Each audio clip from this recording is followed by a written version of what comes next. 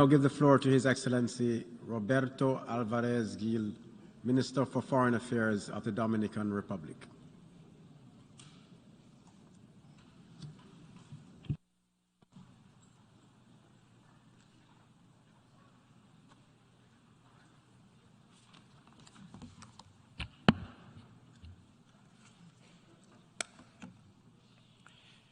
Excelentísimo señor. Your Excellency, Mr. Shaba Qureshi, President of the 77th Session of the General Assembly of the United Nations, Your Excellency Antonio Guterres, Secretary General of the United Nations, Excellencies, Heads of State and Government, Excellencies, Ministers of Foreign Affairs, Heads of Delegation, ladies and gentlemen. I begin my address by conveying to you the apologies of our President, Luis Abinader, who, due to unexpected circumstances caused by Hurricane Fiona that has severely affected several provinces of our country, is unable to participate in this important general debate. Now, I cannot continue my address without first conveying our condolences to the United Kingdom of Great Britain and Northern Ireland. I must also extend these condolences to the members and observers of the Commonwealth of Nations following the passing of Her Majesty Queen Elizabeth II. Her example of dedication to public service will be remembered forevermore. After a painful period which produced millions of victims, we meet once again in this illustrious hall because, thanks to science, we have overcome the worst effects of COVID-19. But who would have foretold that in the middle of the 21st century the spectre of war would once again devastate Europe? This has been a bitter ordeal, and let us hope that we learn the lessons we've been taught so that we can be better prepared for the challenges of the future. We're talking here about situations that could have been avoided if we had been inclined to work together to find answers to the pressing problems facing humankind. We should be absolutely clear on that point by now, because in a globalized world, the effects of epidemics, conflicts and violence know no borders. Precisely because our world is so interconnected, long-term goals and major goals require always, as is so eloquently expressed by the title of this General Assembly session, transformative solutions to interlocking challenges. It is crucial to recognize that this organization requires significant reforms which will rouse it from the complacency that has colored its work. We should underscore that what is important for our countries is the consolidation of a renewed multilateralism. As part of a substantive reform process, we must grant greater authority and a greater role to the General Assembly, and this in order to reduce cases of the abusive use of the veto in the Security Council. This is particularly important when it comes to issues involving the violation of human rights and support for humanitarian assistance. Another pressing issue is climate change and its devastating effects, which mean that we need to have the principle of active solidarity to enter into full force. This solidarity must be shown towards those least able to tackle climate change effectively. As an island, our country is ready to make tangible proposals within the annual conference of the parties to the UNFCCC COP27. Naturally, our positions are fully aligned with those of small island developing states. And these positions demand that those countries that most contribute to global warming retain in their agendas a vital mechanism for cooperation with those who most acutely suffer the effects of climate change. As such, we hope to see greater commitment to financing for adaptation and mitigation in the face of this crisis. Mr. President, Small countries such as ours are significantly increasing their education programs, and in so doing, they're sacrificing work in other areas crucial for development. For this reason, we attach particular importance to the Transforming Education Summit, just as we do to the creation of the UN Youth Office and for the Mobilization Day. In our country, youth accounts for 70% of our population. We believe in their significant, full, and equal participation in decision-making processes. Today, humankind requires results which work in favor of peace and avoid new conflicts. It requires particularly that we avoid those conflicts which jeopardize the very existence of planet Earth. For this reason, the Dominican Republic supports the total elimination of nuclear weapons, and as proof of this stance, we will tomorrow be depositing our instrument of ratification for the Treaty on the Prohibition of Nuclear Weapons.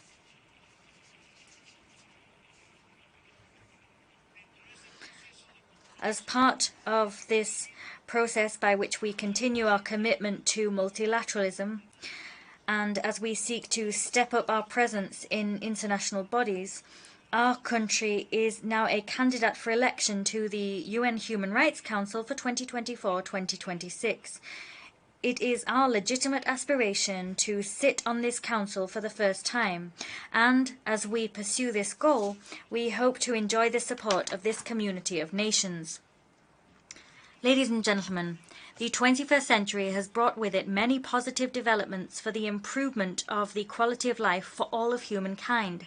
However, unfortunately, events such as the invasion of Ukraine by the Russian Federation have created not only thrown people into disarray following the loss of human lives, but these events have also seen hunger worsen dangerously in many regions, many of which are far removed from the site of the conflict. Given that Russia and Ukraine are the primary producers at a global level of grain and fertilizers, this conflict has imperiled the global distribution of this important food source, not to mention the extent to which Europe is being affected by fuel shortages, fuel of which Russia is one of the primary suppliers.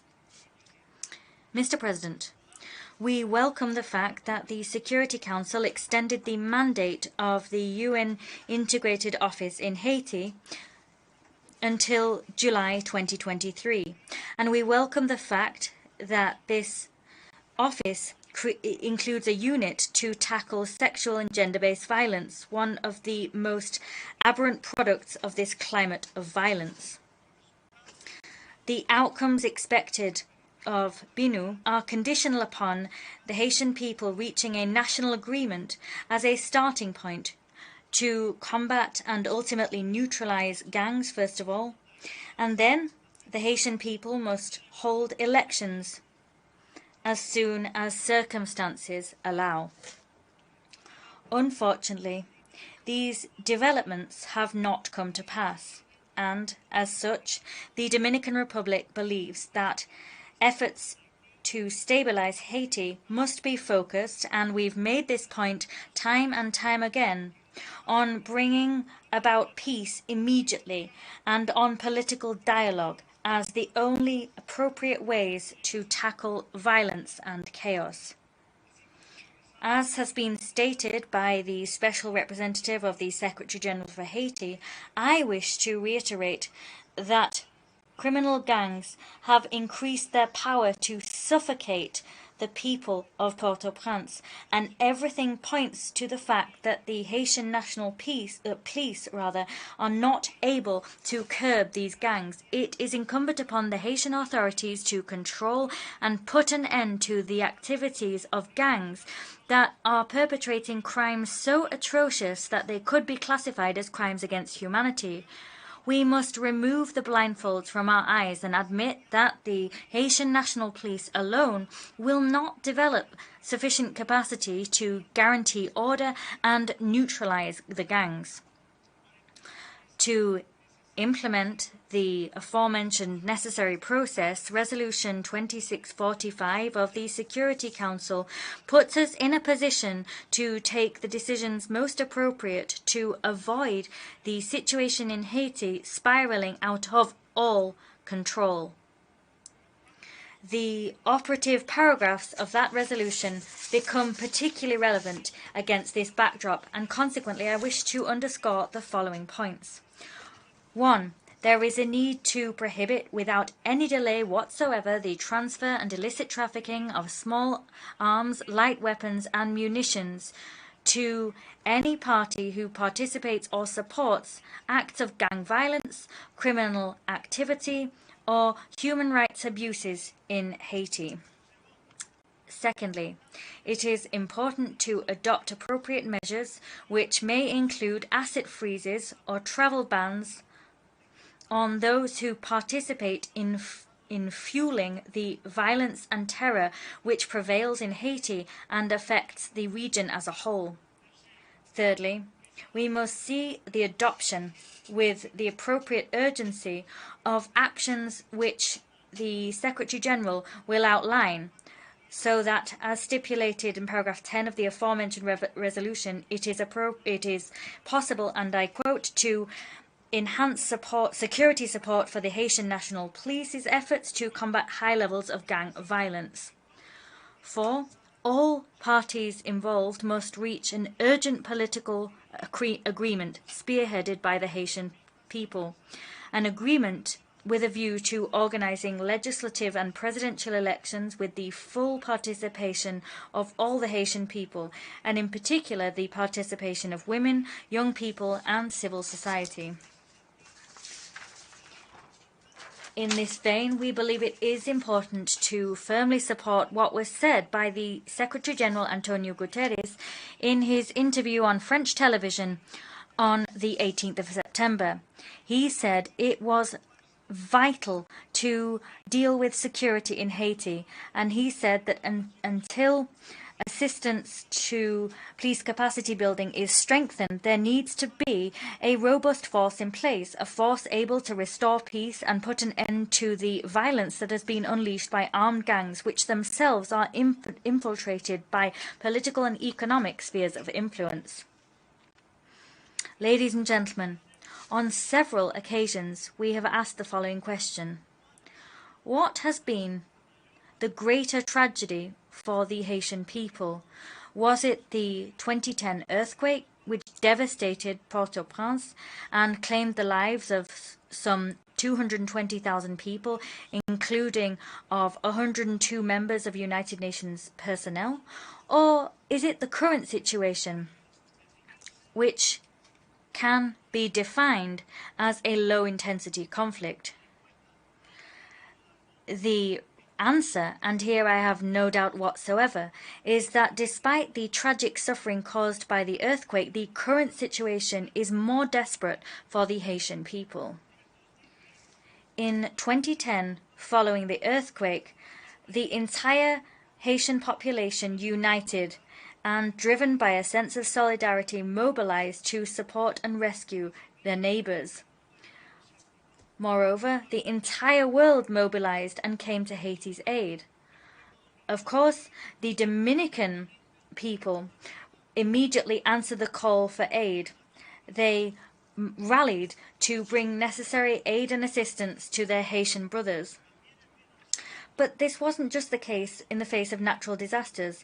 In 1986 too, civic responsibility prevailed, and all of the Haitian people united to halt the dictatorship which lasted for more than 2 decades. In other words, the Haitian people has a great deal of experience garnered over history of uniting and facing adversity. Today, the situation is dramatically different. Faced with the powerlessness of authorities when it comes to establishing order and guaranteeing citizen security, the resilient Haitian people now feel abandoned to their own fate.